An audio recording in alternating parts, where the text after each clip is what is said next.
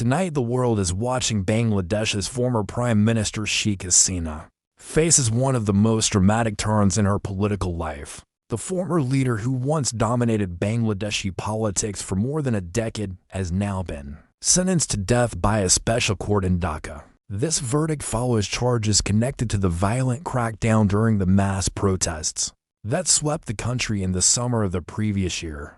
The ruling states that she was responsible for ordering force against demonstrators, which led to widespread casualties and nationwide unrest. Sheikh Hasina is not currently in Bangladesh. She fled the country during the uprising and has been living in exile. From abroad, she denounced the ruling and described it as politically driven and lacking fairness.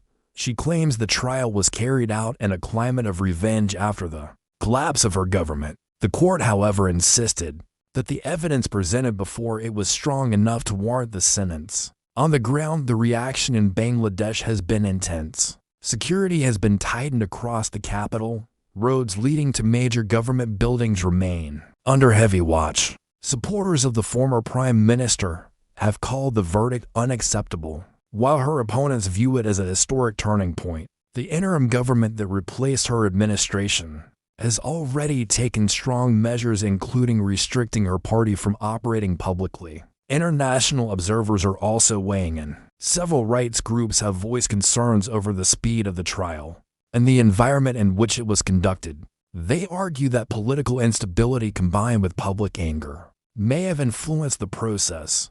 Foreign governments are monitoring the situation closely, as the verdict could shape the future political direction of Bangladesh for years to come. As the country processes the decision, the focus now shifts to what comes next. Will her legal team pursue international appeals?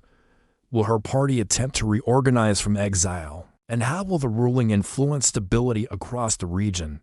At this moment, Bangladesh stands at a crossroads shaped by a verdict that has already sent shockwaves far beyond its borders.